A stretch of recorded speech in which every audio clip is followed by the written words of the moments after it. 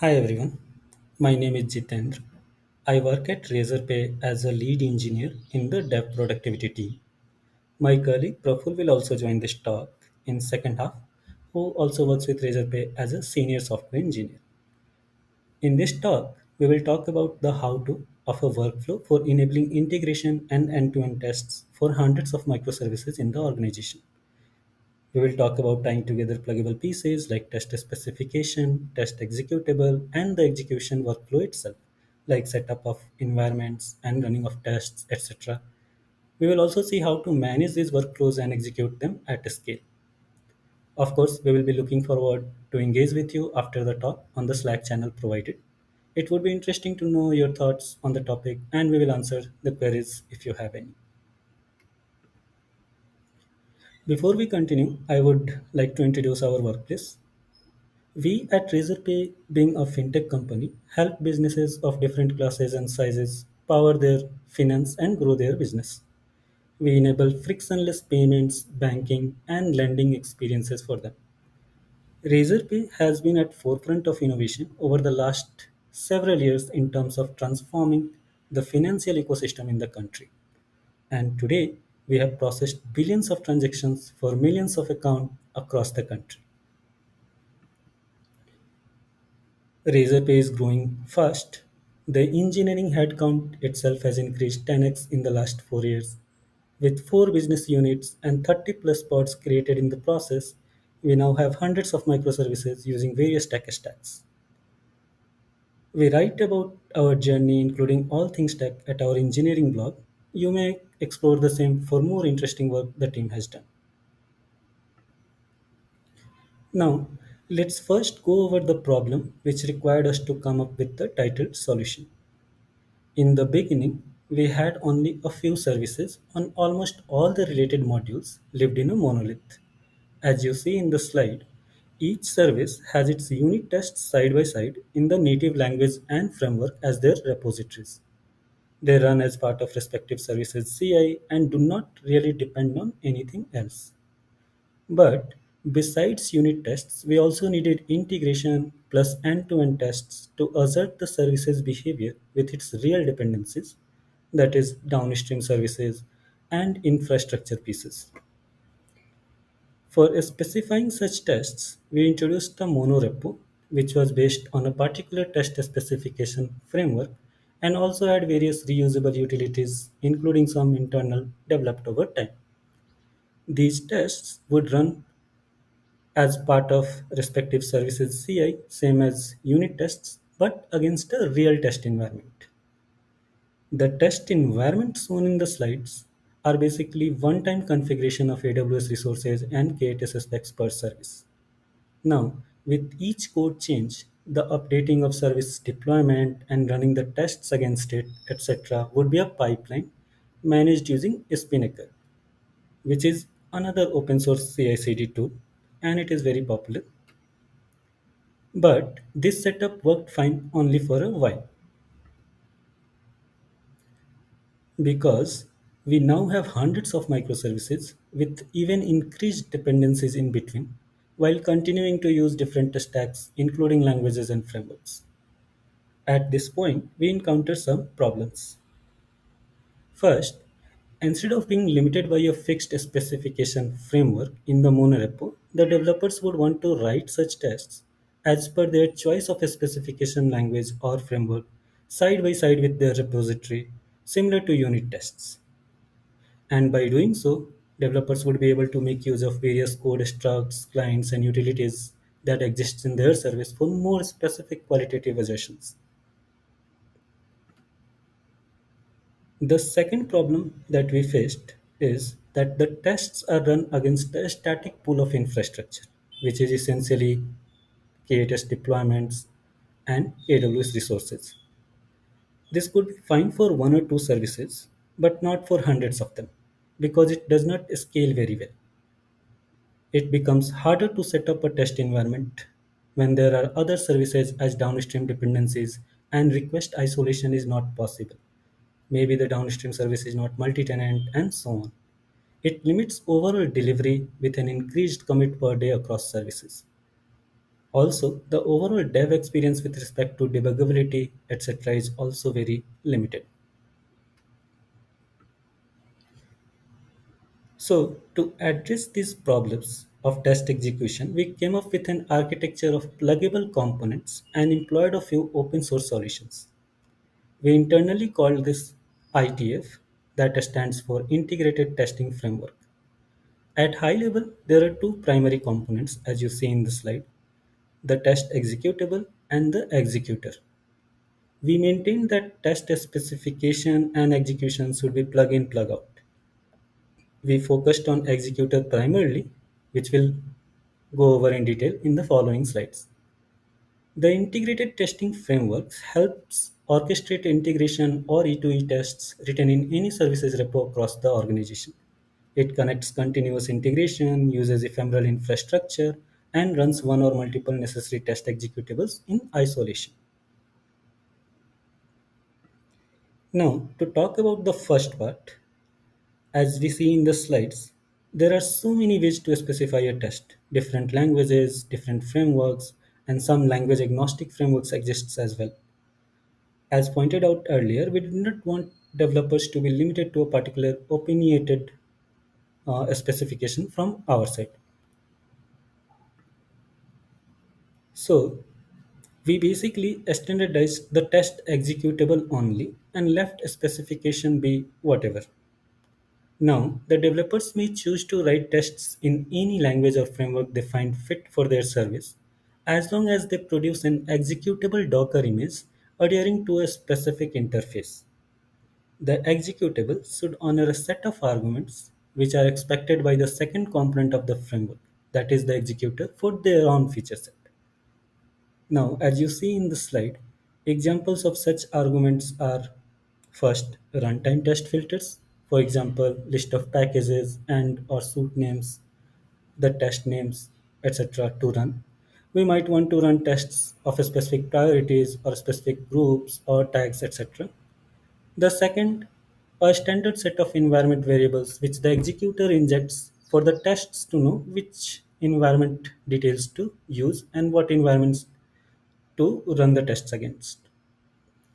We also ended up building an internal specification package for the go-to language in the org, that is Golang, to make it easy for services to assert some behavior, for example, HTTP APIs, async jobs, webhooks, database updates, etc. Now, let's come to the test executor. This component is core of the integrated testing framework. The goal of this component is to abstract away steps of test execution, which is essentially a set of steps in DAG format, where some steps are in sequence, some are in parallel. It provides the interface, that is APIs, CLIs, to trigger a test execution. The same can be used in GitHub CI to validate code changes continuously or any other CD pipelines to validate a particular release. It takes parameters like the test executable image names and the dependencies, that is list of services required to be brought up ephemerally to run the tests in isolation. It also optionally takes various test filters that we talked about earlier. For example, specific packages, suits, or tests that has to be run. As we saw earlier, we used Spinnaker for managing test pipelines, but eventually realized it is not very suitable for complex workflows with respect to feature-rich execution capabilities, customizability, and developer friendliness. So we ended up choosing Argo workflows for specifying and managing the test workflow steps.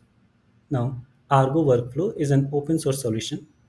It's a container native workflow engine for orchestrating parallel jobs on Kubernetes.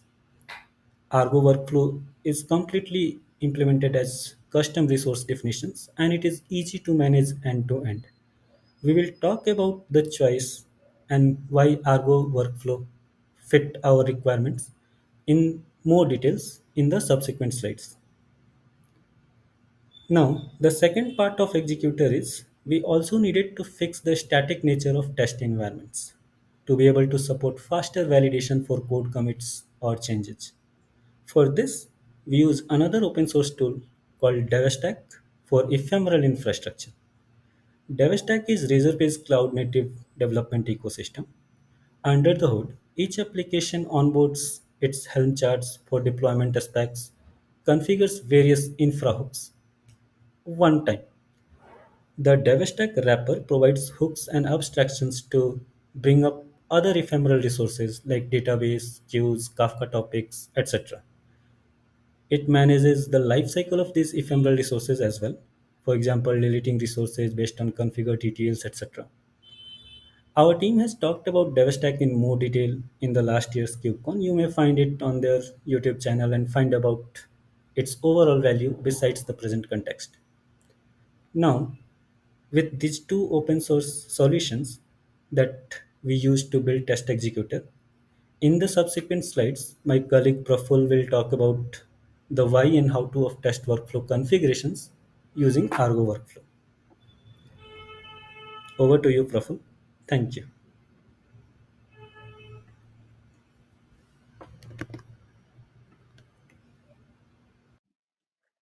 Thank you, Jitendra, for walking us through ITF. Now let's take a closer look at the executor component.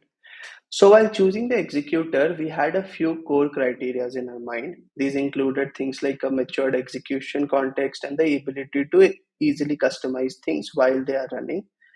Performance at scale and ease of operation were obviously other requirements that we had. In addition to these, we wanted the executor to be open sourced with an active developer community and found it ideal to avoid vendor lock-ins as much as possible. Before going ahead with Argo, we looked at other candidates for functioning as the executor for ITF as well.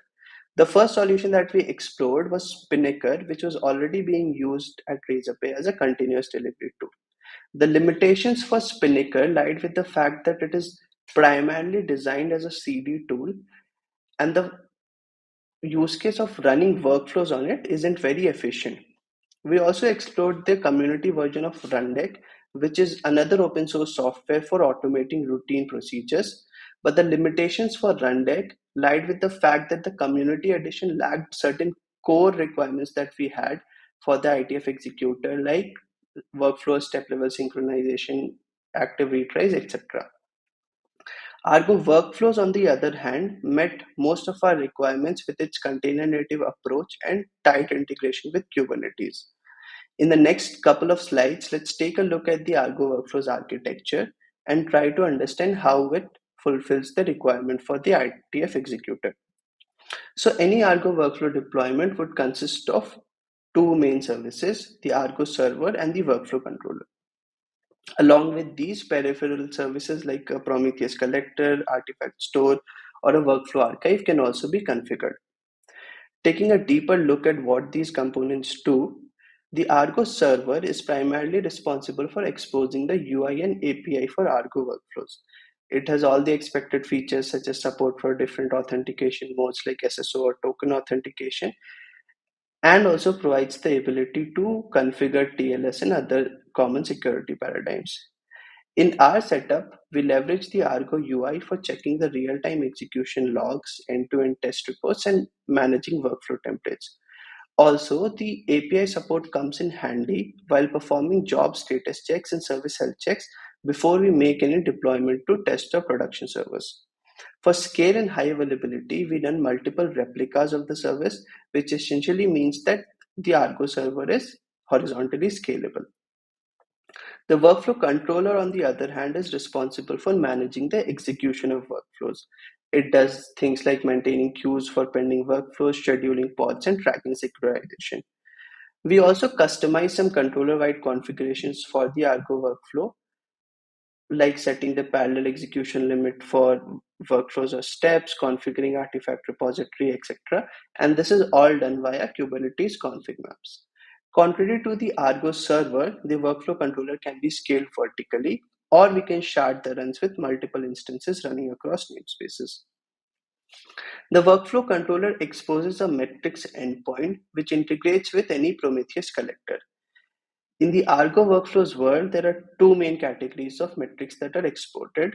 First are the controller metrics, which express the state of the workflow controller. These are metrics such as total workflow counts, successes, failures, wait queue sizes, etc. In addition to the controller metrics, we also define our own custom metrics which are helpful in accessing the state of particular workflows or steps. This helps in keeping track of things like latency or failures that might be happening specific to certain steps of a workflow. The artifact stored is another component which is essentially an external service which saves any file outputs from the workflow.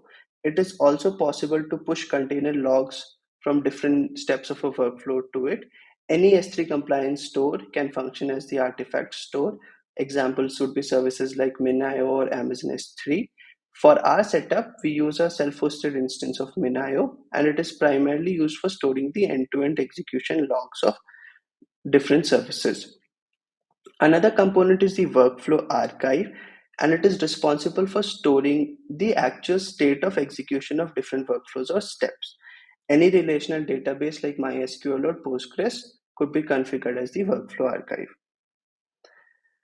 So these were the primary components of any Argo workflow deployment. Now let's take a step back and see how a particular workflow execution takes place. So first up, a request is made to the Argo server to start the execution.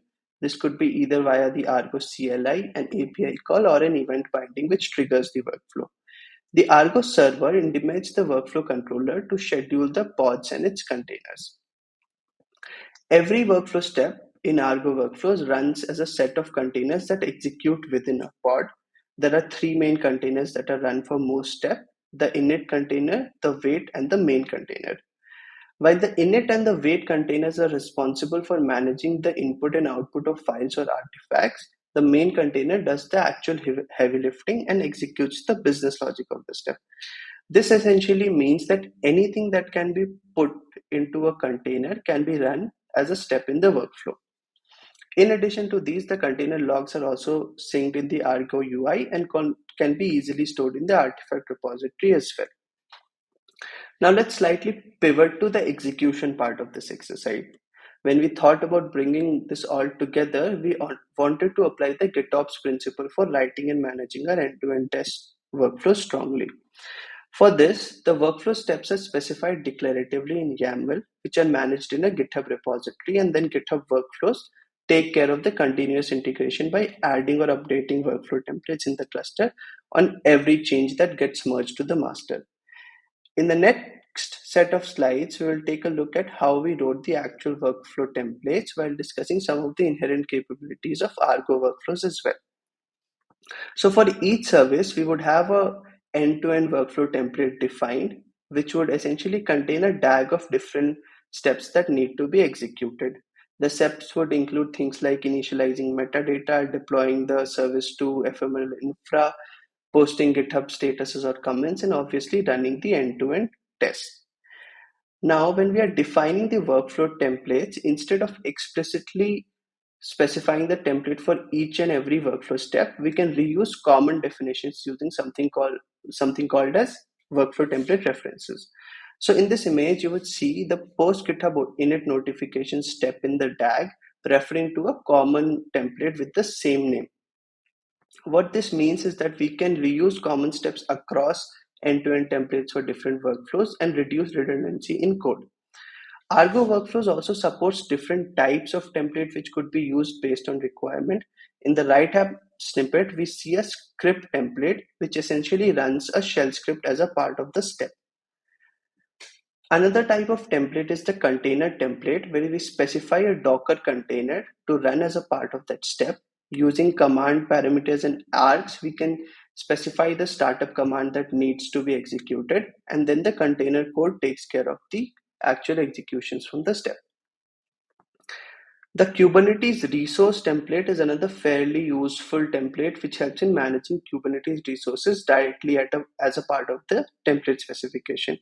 So as you can see in the snippet, we are creating a KTest job specifying the manifest and the success and failure conditions for this job. What this means is that the step would fail or succeed based on the outcomes of this job.